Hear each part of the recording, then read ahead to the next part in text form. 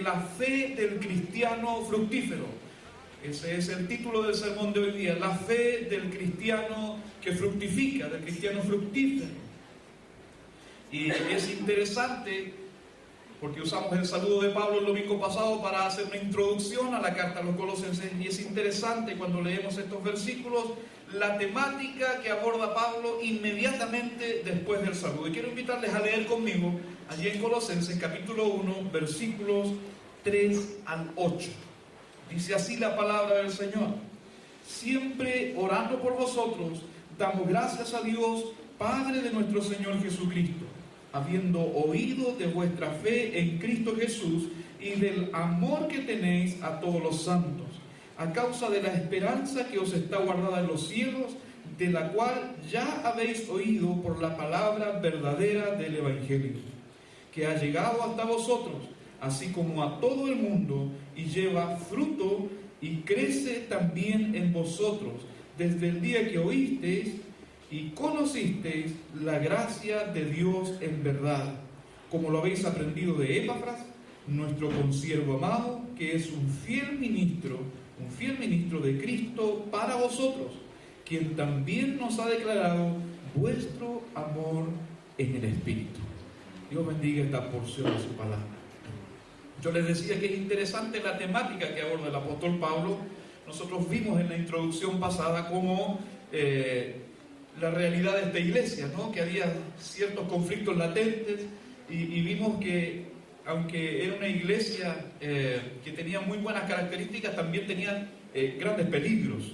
Entonces uno esperaría que el apóstol Pablo, luego de saludarles por la urgencia de la necesidad de los hermanos en Colosas, inmediatamente abordara lo que para nosotros sería normal, ¿cierto? Los temas negativos, ¿sí?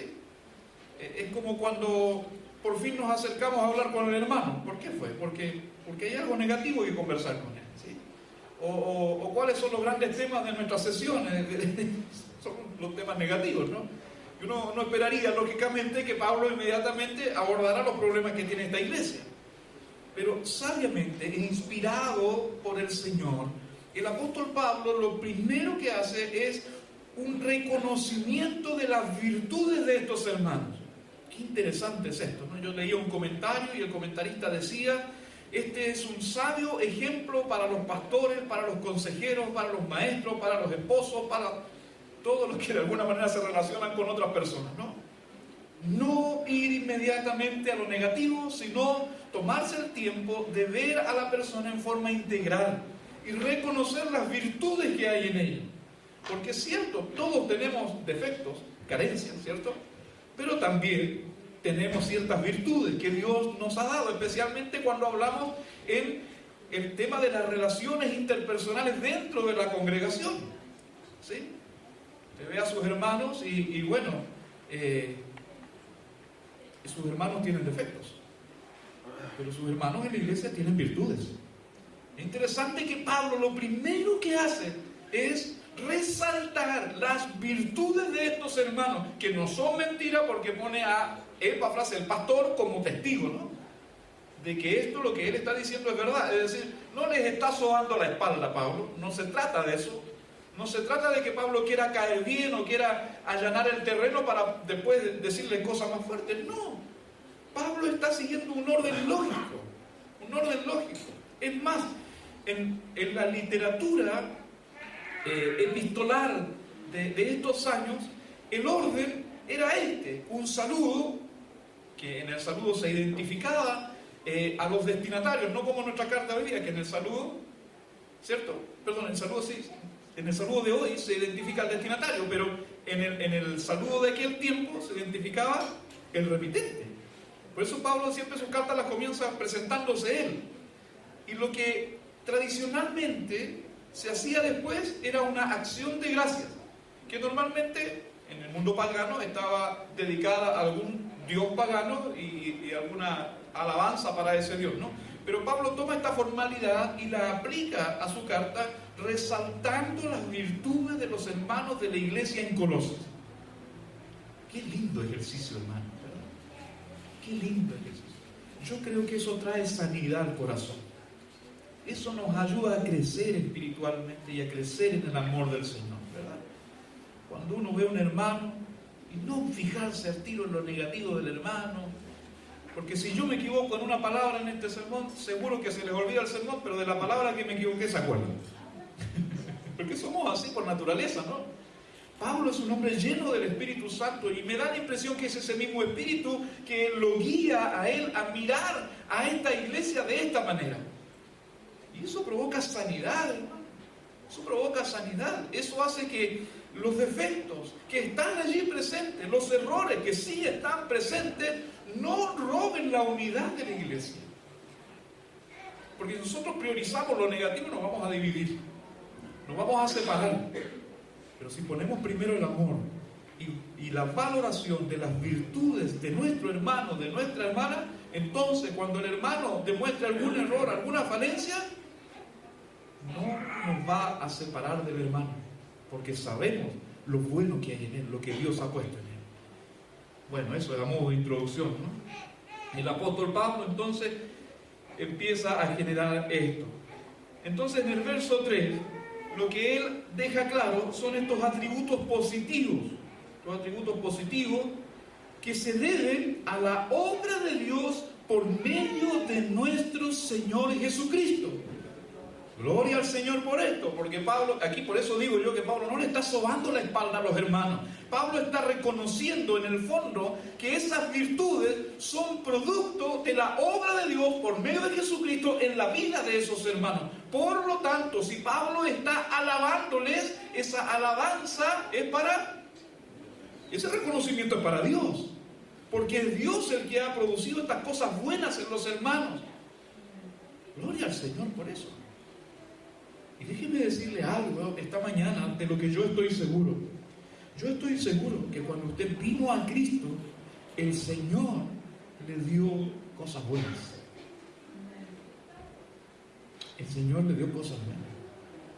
Por medio de su Espíritu Santo. Nos capacitó, nos dio dones, dice la Biblia. Nuestra iglesia se llama iglesia ministerial porque procuramos el ejercicio de los dones espirituales. ¿Sí? De todos los dones espirituales que el Señor ponga en nuestra congregación. Necesitamos entonces reconocer lo que Dios ha hecho en la vida de nuestros hermanos. Amén. El Señor es fiel, Él no nos desampara, Él siempre está pendiente de nosotros. Pero con esta declaración del verso 3 y con todo el texto que leímos, Pablo da por sentado también otras cosas. No solo que la gloria es para el Señor, que es Dios el que está produciendo las cosas buenas en la vida de los hermanos que componen esta iglesia, sino que también da por sentado el contraste que hay entre lo negativo y lo positivo en la vida del cristiano, ¿no? Claro, porque acabamos de decir que todos tenemos virtudes y que también tenemos defectos, ¿sí? No podemos evitar tener defectos, somos imperfectos. Pero, gloria al Señor, que Él ha dejado su Espíritu en nosotros y que nos guía, nos capacita y nos ayuda. Por otro lado, desde la perspectiva de Pablo, él declara su constante oración junto a Timoteo, ¿no? De estar orando constantemente por sus hermanos. Implícitamente, al reconocer las virtudes, reconoce los defectos, pero dice, ¿cuál es mi primera actitud? Orar por mis hermanos. Estamos constantemente orando por ustedes, y cuando oramos por ustedes, nuestra oración principal, dice Pablo, porque tiene dos elementos esta oración, el otro elemento lo vamos a ver el próximo domingo. Hoy día vamos a ver la acción de gracias, del próximo domingo la petición. Pero en primer lugar, dice Pablo, damos gracias a Dios por ustedes. Damos gracias a Dios por ustedes. Hermano, ¿cuánto oramos nosotros por nuestros hermanos en esta forma? Qué poco oramos de esta manera, ¿no? Normalmente estamos orando por los hermanos cuando se enfermó, cuando tuvo un accidente, cuando está pasando una necesidad, si es que nos acordamos. Pero Pablo dice, nosotros con Timoteo estamos orando constantemente por ustedes y por las cosas buenas, dando gracias a Dios por ustedes. Bueno, por favor, Mire a su alrededor en este momento. Usted está sentado en la banca de la iglesia en este momento junto a sus hermanos que componen su congregación. Mire a su alrededor. Dé gracias por sus hermanos. Dé gracias por ellos. Son un regalo de Dios para usted. Cristo derramó su sangre, pagó un precio, murió por ellos en la cruz, para que esos hermanos compongan su iglesia y estén a su lado, sean sus compañeros de milicia y avancen con usted a su lado en el Evangelio. Mire a su alrededor, esos son los hermanos que Dios puso para que le ayuden a usted, para que se complementen con usted y sirvan al Señor. Debemos dar gracias por nuestros hermanos. Obsérvelos bien, no son perfectos, tienen defectos, pero son los hermanos que Dios escogió para que estén a su lado y Dios no se equivoca. Dios no se equivoca. Por eso la iglesia debe valorar a cada uno de sus miembros como un regalo del cielo. Por eso somos unos convencidos de que no hay espacio para personas desocupadas dentro de la iglesia, porque de alguna manera en el compañerismo siempre tenemos la oportunidad de servir al otro. Demos gracias al Señor por cada uno de nuestros hermanos. Ahora, en términos pastorales, Pablo está reflejando su preocupación, pero también su satisfacción por las virtudes de sus hijos espirituales. Pablo está sintiéndose sanamente orgulloso de los hermanos de la iglesia en Colosas. Él está diciendo: yo honestamente, sinceramente doy gracias a Dios por ustedes. ¿Saben? Los que han estado al frente de algún grupo dentro de la iglesia saben de esto, los pastores sabemos de esto. Nuestra gran satisfacción es ver crecer espiritualmente a nuestros hermanos. No hay mayor logro que eso, porque lo hace el Señor, pero que de alguna manera el Señor tome un elemento humano tan falible, ¿no? como yo mismo, como cualquier pastor, y lo use para la edificación espiritual de un alma, de una vida. Hermanos, eso es tremendamente satisfactorio. Lo contrario es tremendamente terrible. Cuando se desgasta la vida y no se ven los resultados. Terrible. El Señor tenga misericordia de nuestras vidas y trabajemos juntos, y que nuestros pastores, nuestros líderes puedan sentir esta satisfacción verdadera, sana, que sentía el apóstol Pablo al ver las virtudes de los hermanos de la iglesia en Colosas, cómo ellos crecían. Y vamos a ver de qué se trata, en qué se centran las virtudes que el apóstol resalta. Ahora, el motivo central de su gratitud tiene que ver con una especie de reacción en cadena, o con un ciclo vital, si pudiéramos llamarlo así, que se da a partir del elemento de la fe. A partir del elemento de la fe. Porque la fe produce amor, y el amor está basado en la esperanza. Y la esperanza con fe. Se fija, la relación es casi cíclico esto. Pero esto es lo que Pablo está reconociendo en la vida de los hermanos en Colosas. Está diciendo: hermanos, esta es su gran virtud. Su gran virtud no es que tengan el templo lleno, su gran virtud no es que sean reconocidos por la sociedad, su gran virtud no es que salgan en las noticias, su gran virtud tiene que ver con lo esencial que ustedes han guardado, es decir, la fe que produce amor, motivado por la esperanza, que produce fe, que produce amor, motivado por la esperanza. ¿Se fijan? Un ciclo de vida en cada uno de los hermanos que componen la iglesia de Colosas. Vamos nuevamente a nuestro pasaje. Versículo 4. Habiendo oído de vuestra fe en Cristo Jesús y del amor que tenéis a todos los santos a causa de la esperanza. ¿Se fijan?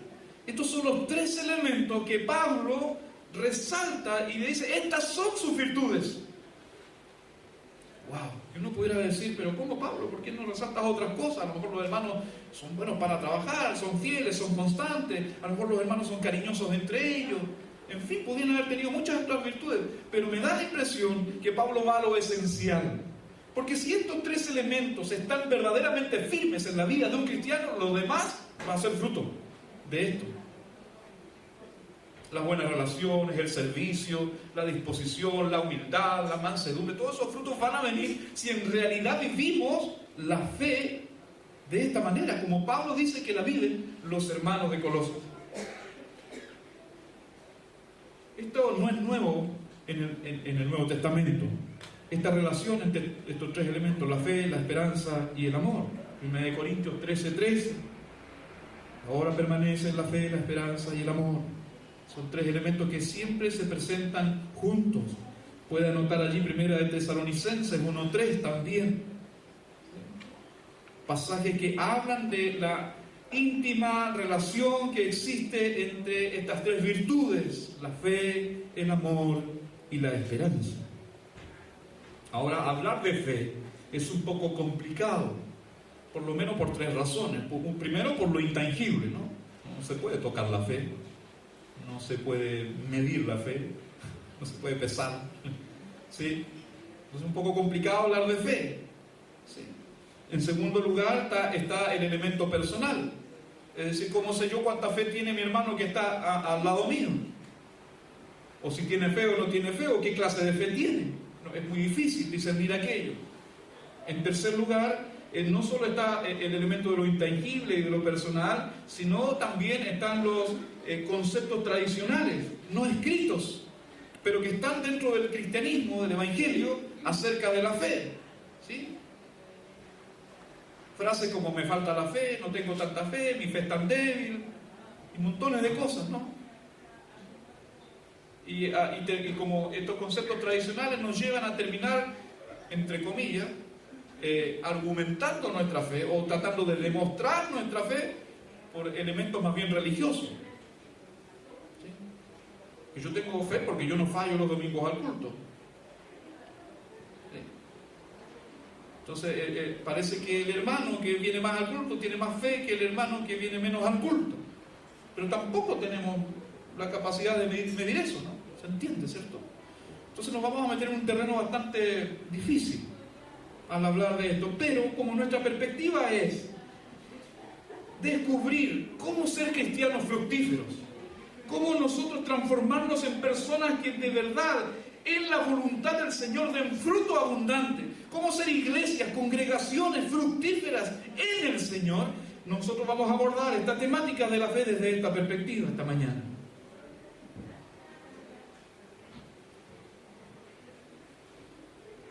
El apóstol aterriza el tema de la fe de una manera espectacular para mí. Yo cuando leía esto y meditaba en esto me sorprendía mucho. Primero, hay un reconocimiento fundamental a la relación entre la fe verdadera y la práctica del amor, en el versículo 4 que nosotros acabamos de leer. En segundo lugar, y un poco más extenso, se refiere a la esperanza cristiana como motivación para la práctica de la fe por el amor. Se fija que el apóstol ya sacó la fe de la esfera espiritual, de la esfera intangible, y la llevó a la práctica. ¿Cómo se practica la fe? Por medio del amor. Por medio del amor. Y que lo que nos motiva para hacer esto, dice Pablo, es nuestra esperanza. Nuestra esperanza. Entonces, en los versículos 5 al 7, Pablo va a hablar de la esperanza cristiana como motivación para la práctica de la fe por el amor. Y por último, en el versículo 8, reconoce el testimonio de Epafras, que es el pastor de la iglesia, y incluye aquí un elemento más, que es el amor en el Espíritu. El amor es en el Espíritu. Versículo 8. Entonces, desde la perspectiva de la fe y del desafío de ser cristianos fructíferos, ese contenido que el apóstol Pablo trabaja en estos versículos se transforma en verdades profundas y fundamentales para cada uno de nosotros, para que cada uno de nosotros aquí y ahora en nuestras congregaciones podamos ser cristianos fructíferos. Y la pregunta es: ¿cómo vivir la fe que fructifica? ¿Cómo vivir la fe que fructifica? Porque si pusimos como tema central de la carta de Colosenses Todas estas correcciones que Pablo iba a hacer con el propósito de que los cristianos sean fructíferos. Entonces, si en esta sección el apóstol habla de la fe, nosotros le preguntamos al apóstol Pablo, ¿cómo podemos vivir la fe que fructifica? Y en el reconocimiento que el apóstol hace de la fe de los colosenses, él nos responde. Y lo primero que Pablo nos va a responder es: la fe que fructifica se hace evidente por el amor. La fe que fructifica se hace evidente por el amor. Versículo 4. Señor, nos ayude, porque de verdad nuestros conceptos a veces no son los conceptos bíblicos y necesitamos retomar los conceptos bíblicos, especialmente el concepto del amor bíblico, ¿sí? Porque nuestro concepto terrenal tiene que ver más con sentimiento, con retribuciones, pero el amor bíblico es servicial, es darse, es siempre acción. Vamos a ir a 1 Corintios, capítulo 13, versículos 1 en adelante, dice: si yo hablase lenguas humanas y angélicas y no tengo amor, vengo a ser como metal que resuena o címbalo que retiñe. Y si tuviese profecía y entendiese todos los misterios y toda la ciencia, y si tuviese toda la fe, de tal manera que trasladase los montes y no tengo amor, nada soy. La fe se expresa por medio del amor. Este pasaje dice aquí que si tuviera toda la fe, pero no tengo amor, nada soy. Esa es la clase de fe que tenemos que tener nosotros hoy. Sí, dijimos la fe es intangible, no se puede medir, pero la fe se hace evidente por la clase de amor que nosotros practicamos como hijos de Dios. Por la clase de amor. Entonces es importante para nosotros practicar el amor cristiano, el amor de Cristo, que ha sido derramado sobre nosotros. Es un amor que tiene que ser evidente para quienes nos rodean, porque ese amor va a dar evidencia de la fe que hay en nuestro interior. El Señor nos ayude en esto. Vamos al libro de Romanos, algo más acerca del amor. Capítulo 5. Romanos capítulo 5, versículo 5.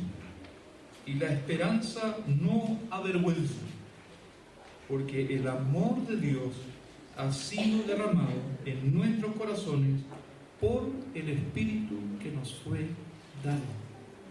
Gloria a Dios por esto. Hermanos, esto hay que entender.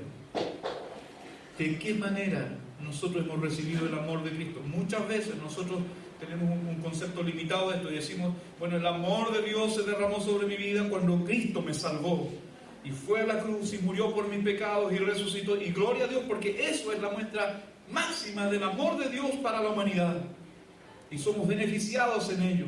Pero en Romanos el apóstol se está refiriendo a los creyentes. ¿De qué manera los creyentes viven ese amor de Dios que ha sido derramado sobre ellos? ¿De qué manera? Por medio del Espíritu Santo, el gran olvidado de la Trinidad en nuestros tiempos, ¿no? El que debiera estar más presente en nuestras vidas. El Espíritu Santo está en nosotros, hermanos. El Espíritu Santo es el que nos llena del amor de Dios. El Espíritu Santo es el que nos da la fuerza para amar cuando no, humanamente no deberíamos amar. Allí está el Espíritu inflamando un fuego en nuestro corazón que nos alienta a amar a ese que nos ofendió, a amar a ese que nos hizo daño, a amar a ese que nos trató injustamente. Y no lo hacemos para ser mejores que Él, no, lo hacemos con humildad, porque es el Espíritu de Dios que nos mueve. Debemos vivir en amor. Pero el amor como concepto es tan lindo, ¿no? Aún como concepto bíblico. Pero si no se practica, no es amor. Si no se practica, no es amor. Señor, nos ayude. Tomamos a 1 Corintios, nuevamente, en el capítulo 8 ahora. Versículos 1 al 3. En cuanto a lo sacrificado a los ídolos, sabemos que todos tenemos conocimiento. El conocimiento envanece, pero el amor edifica. Wow. Y si alguno se imagina que sabe algo, aún no sabe nada como debe saberlo. Pero si alguno ama a Dios, es conocido por Él. Pablo usa un juego de palabras aquí, en el capítulo 8, de 1 de Corintios, para explicar que el amor es más importante que cualquier conocimiento acerca de Dios que nosotros pudiéramos almacenar. Pablo dice, en realidad, el que tiene mucho conocimiento de Dios, pero no practica el amor, no conoce a Dios. Pero el que, aunque tenga poco conocimiento de Dios, pero practica el amor, ese es conocido por Dios. A ese Dios lo conoce. Ese está viviendo el amor mío. No elabora grandes conceptos, no memoriza grandes porciones de la Biblia. No es un maestro, pero vive el amor. Dios lo conoce. Qué lindo es el Señor. Qué maravilloso es el Señor. Hermano, yo le invito para que usted sea conocido en los cielos. Desafíese a usted mismo y diga, yo quiero ser conocido por Dios. Yo quiero ser conocido por Dios. Y para eso practique el amor. El amor de Cristo. Entonces, en primer lugar, la fe que fructifica se hace evidente por el amor, según nuestro versículo 4, ¿no? En segundo lugar, la fe que fructifica está basada en la esperanza cristiana. Esto es lo que dice el versículo 5 al 6. La fe que fructifica está basada en la esperanza cristiana. Leamos estos versículos. Colosenses. A causa de la esperanza que os está guardada en los cielos, de la cual ya habéis oído por la palabra verdadera del Evangelio, ya que ha llegado a vosotros, así como a todo el mundo, y lleva fruto, y crece también en vosotros, desde el día que oísteis y conocisteis la gracia de Dios en verdad. La esperanza cristiana, para Pablo, en este caso, es la motivación correcta para practicar la fe por medio del amor. Es interesante que Pablo haga esta relación, ¿sí? Porque uno pudiera decir, Pablo, este es un motivo egoísta. Tú me estás invitando a que yo me interese por alguna recompensa posterior, porque seamos sinceros, nuestro concepto de esperanza cristiana tiene más que ver con la recompensa futura, ¿no? Que también está incluida. Pero la esperanza cristiana no abarca solo el futuro. La esperanza cristiana, en razones del tiempo, es integral. La esperanza cristiana abarca lo que Cristo ya hizo por nosotros, todo lo que Dios ha hecho por nosotros. Porque allí está basada y fundada la esperanza cristiana. Amén. Recuerde lo que Cristo hizo en su vida. Como Él lo salvó cuando el apóstol Pablo, usted lee el testimonio de Pablo, Pablo parece que le brota, ¿no? Parece que habla con fuego cuando dice, y me salió al encuentro, y oí su voz, y ¿quién eres tú? Se fija cómo cuenta, cómo narra su conversión, porque la esperanza cristiana está fundada en lo que el Señor ya ha hecho en nuestro favor. Y también toma en cuenta lo que el Señor está haciendo aquí y ahora, en el presente, por cada uno de nosotros. Porque Él sigue estando con nosotros todos los días y hasta el fin del mundo. Y considera la recompensa futura. Para Pablo, la esperanza cristiana es integral en razón del tiempo. Y él habla aquí de que esta esperanza cristiana es la motivación fundamental para practicar el amor. Y esto es muy sano. Lo que Pablo está diciendo es muy sano, hermano.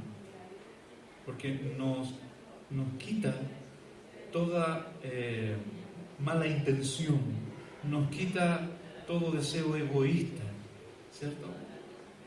Porque ya no estamos haciendo favores a los hermanos, no estamos practicando el amor, vamos a decirlo en estos términos. Ya no estamos practicando el amor por la fe hacia el otro, por motivos egoístas, diciendo, bueno, para que me devuelva la mano, ¿no?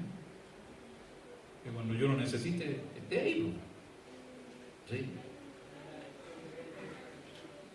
Por eso alguien dijo que es más fácil hacerle favores a la gente que tiene más recursos. Porque de alguna manera vamos a obtener la mano de vuelta. Pero si la motivación es la esperanza cristiana, porque la esperanza cristiana hay que entenderla, hermano, no como una serie de recompensas. Pablo está diciendo, ustedes, la motivación que ustedes tienen de vivir la fe por el amor es la esperanza cristiana. Pero hay que entender la esperanza cristiana. ¿Cuál es la esperanza cristiana? Que un día estaremos en el cielo, que de alguna manera el Señor va a poner una corona sobre nosotros y esa corona le va a poner tantas perlitas como tantas buenas obras hayamos hecho. Yo no sé si será así. Yo le decía a los jóvenes ayer, yo no sé si el Señor lleva una tarjeta con puntos y nos va poniendo puntos cuando hacemos algo bueno. Me da la impresión que no. Me da la impresión que no. ¿Sabe por qué? Porque lo que tenemos que hacer, ni eso hacemos. Así que cuando el Señor nos diga, bien, buen siervo y fiel, sobre mucho has sido fiel. No, dice, sobre poco. No alcanzaste a ser fiel en lo que tenías que ser fiel. Sobre poco has sido fiel. Entra en el gozo de tu Señor. Eso es gracia del Señor. Pero el apóstol Pablo, cuando le escribe a Timoteo su despedida, dice, por lo demás me está guardada la corona justicia, la cual me dará el Señor, un buen justo, en aquel día. Mire, si el Señor nos llega a dar una corona, si el Señor nos llegara a dar un premio, algún reconocimiento, cosa que no merecemos, pero si lo llegara a hacer, porque Dios es tan amoroso, ¿sabe qué va a pasar con esa corona? Va a pasar lo que hacen los 24 ancianos en Apocalipsis, ¿no? Que ellos llegan a la presencia del Cordero de Dios y rinden sus coronas delante de Él. No es nada para nosotros, hermanos. La esperanza cristiana está libre de toda mala intención, libre de todo egoísmo, porque todo viene de Él y es para Él. Y esa es la verdadera motivación de practicar la fe por medio del amor. No hay otra motivación. Si usted tiene otra motivación, pídale al Señor que le cambie esto.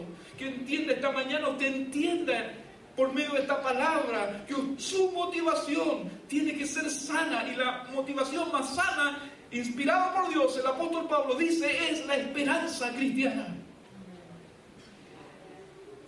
La esperanza cristiana es la motivación porque nos da la fuerza para seguir adelante. ¿Qué dice Isaías 40, versículo 31? Los que esperan en Jehová, ¿qué pasará con ellos? Tendrán nueva fuerza. Sí, correrán, no se cansarán, caminarán, no se van a maltratar. ¿Por qué? Porque el Señor es el que da la fuerza. La esperanza cristiana nos renueva las fuerzas para seguir adelante. Nos renueva las fuerzas. Vamos nuevamente al libro de Romanos. Vamos al capítulo 8 nuevamente. Ahora el versículo 25. Pero si esperamos lo que no vemos con paciencia, lo aguardamos. De igual manera, el Espíritu nos ayuda en nuestra debilidad. Pues, ¿qué hemos de pedir como conviene? No lo sabemos, pero el Espíritu mismo intercede por nosotros con gemidos indecibles. Mas el que escudriña los corazones sabe cuál es la intención del Espíritu, porque conforme a la voluntad de Dios intercede por los santos. Es tan importante esperar en el Señor. Tan importante esperar en el Señor, hermano, que cuando no hay fuerzas, cuando parece que Dios no está, cuando ya no sabemos cómo pedirle al Señor, cuando estamos en profunda aflicción, lo que los médicos hoy día llaman depresión, cuando estamos allí, el Espíritu Santo nuevamente, se fija que la importancia del Espíritu Santo, Él saca la voz por nosotros. El Espíritu intercede y gime y clama delante del Señor lo que nosotros ya no estamos en condiciones de hacer. ¿Eso a causa de qué? De que esperamos en el Señor. La esperanza cristiana se torna en fuerzas para ser constantes en la fe. Porque cuando nos debilitamos, cuando ya parece que no tenemos fe, surge el poder del Espíritu Santo. Gloria a Dios. Gloria al Señor por esto. También la esperanza se torna en fuerzas para poner a Dios delante de todas las cosas. Porque el que espera en Dios, el que espera en el Señor, debe saber que Dios está primero en su vida. Porque para esperar en el Señor hay que ponerlo en primer lugar, si no, no es fe. Es una cosa lógica. Entonces, esta esperanza cristiana hace que nosotros siempre, en todo momento, tengamos al Señor en primer lugar. Muy bien, entonces la fe que fructifica se hace evidente por el amor. En segundo lugar, la fe que fructifica está basada en la esperanza cristiana. Y en tercer lugar, en el versículo 8, usando el testimonio de Epafrodito, Pablo introduce, más bien menciona solamente un tema un poquito más profundo, pero que ha estado presente, según lo hemos analizado, en todo su discurso hasta aquí, que es que la fe que fructifica está guiada por el Espíritu Santo. La fe que fructifica está guiada por el Espíritu Santo. Volvamos a Colosenses, versículo 8. Vamos a leer 7 y 8. Como lo habéis aprendido de Epafras, nuestro consiervo amado, que es un fiel ministro de Cristo para vosotros, quien también nos ha declarado. Epafras, el pastor, ha dado testimonio delante de Pablo. Pablo le ha preguntado seguramente, ¿y cómo es la iglesia? Y Epafras ha dicho, es una iglesia que ama en el Espíritu. Gloria al Señor. Es una iglesia que practica el amor en el Espíritu. ¿Qué cosa más perfecta que esta, hermanos? Que sea el mismo Dios, el mismo Señor, por medio de su Espíritu Santo, guiando nuestras acciones de amor. Si todos los miembros de la iglesia permitiéramos que esto suceda en nuestras vidas, ser guiados en la práctica del amor por el Espíritu, entonces la mayoría de las necesidades de todos nosotros ya estarían cubiertas.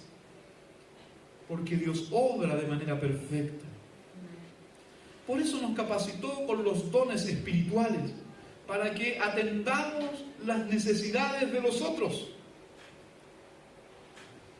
Pero para eso debemos amar en el Espíritu. Es importante en la relación en el Nuevo Testamento entre el Espíritu Santo y la fe, siempre está presente. Miren lo que dice Gálatas, capítulo 5, versículo 22. Mas el fruto del Espíritu es amor. Amor. Yo creo que la Biblia es tan perfecta que no de casualidad el amor está ahí en primer lugar, ¿no? El fruto del Espíritu es amor. Entonces una persona guiada por el Espíritu va a practicar la fe por medio del amor. Y va a ser orientada, dirigida por el Espíritu Santo hacia las necesidades específicas para, en amor, como con la motivación de la esperanza cristiana, sanamente, atender aquellas necesidades. Es importante esto. El Espíritu Santo es un espíritu de amor. Miren lo que le dice Pablo a Timoteo. Segunda de Timoteo, capítulo 1, versículo 7. Porque no nos ha dado Dios espíritu de cobardía, sino de poder, de amor y de dominio propio. El Espíritu de Dios es un espíritu de amor. Eso es la primera de Timoteo, capítulo 1, versículo 7. No nos ha dado Dios espíritu de cobardía. Lo lógico sería decir ahí nos ha dado un espíritu valiente, ¿no? Era como el contraste, pero dice no. Nos ha dado un espíritu de amor. Señor nos ayude a vivir al Espíritu Santo como es el Espíritu Santo, no condicionando la obra del Espíritu Santo a nuestro parecer. Porque si el Espíritu Santo es Dios con nosotros, ¿no deberíamos ser guiados por Él entonces? Señor nos ayude. El Espíritu Santo siempre nos va a guiar a acciones de amor. Libro de Isaías en el Antiguo Testamento, el profeta Isaías.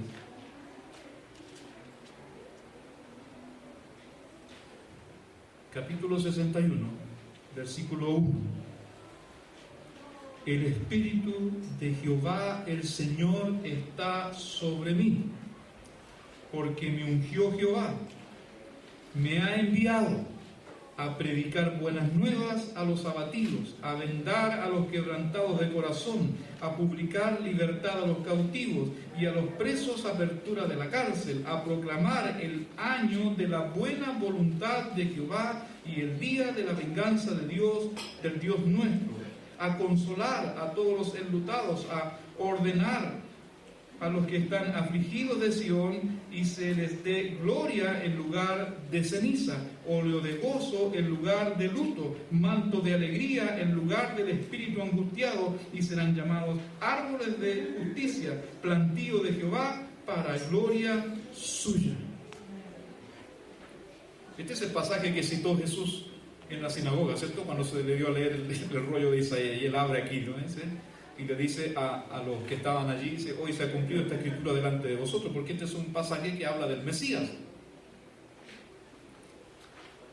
Pero el tema es el siguiente, que nosotros como que dejamos esto remitido a la obra de Cristo, ¿no? Es como que el Señor es el que hace esto. Pero ¿no estamos llamados nosotros a continuar la obra de Cristo aquí en la tierra? ¿No comisionó Él a sus discípulos a ir por todo el mundo y predicar el Evangelio a toda criatura? ¿No los llamó a Él a ellos y les dijo, obras mayores que las que yo he hecho son las que ustedes van a hacer? Por lo tanto, nosotros deberíamos leer este pasaje y apropiarnos de este pasaje, porque en un momento de nuestra vida, Cristo nos salvó y nos ungió con su Espíritu Santo. Y podemos decir hoy día, el Espíritu de Jehová el Señor está sobre mí. Obviamente no de la misma manera como lo declaró Cristo, ¿no? Porque Él, siendo Dios, la comunión íntima, perfecta con el Espíritu se daba de manera esencial en Él, porque Cristo es Dios, el Espíritu Santo es Dios, son uno solo. Pero nosotros de añadidura recibimos la presencia del Espíritu Santo sobre nuestras vidas. El Señor está en nosotros. ¿Y por qué el Espíritu Santo? ¿Para qué me ungió Jehová? Dijo el Mesías, ¿no? ¿Para qué? Para practicar el amor. Todo lo que enumera aquí, todas son acciones de amor, acciones de misericordia. Entonces el Espíritu Santo nos guía a acciones de amor. Muy bien, vamos a concluir. La fe que fructifica se hace evidente por el amor. Está basada en la esperanza cristiana y está guiada por el Espíritu Santo. Esa es la fe por la cual Pablo da gracias a Dios por la vida de los colosenses. Si el apóstol Pablo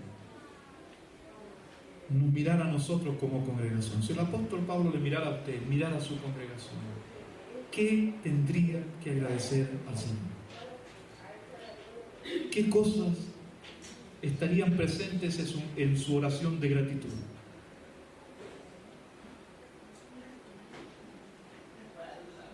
Qué hermoso que en la iglesia de Colosas el apóstol Pablo no agradece por cosas más superficiales, ¿no? Que a veces son pasajeras, pero agradece por lo fundamental, por la clase de fe que tienen estos hermanos. Es un llamado para nosotros, para que vivamos esta clase de fe, para ser un cristiano fructífero, para ser un hijo de Dios que traiga frutos según la voluntad de Dios. debemos considerar el ciclo vital de la fe, que es que la fe se demuestra por el amor, está motivada por la esperanza y se guía por el Espíritu Santo.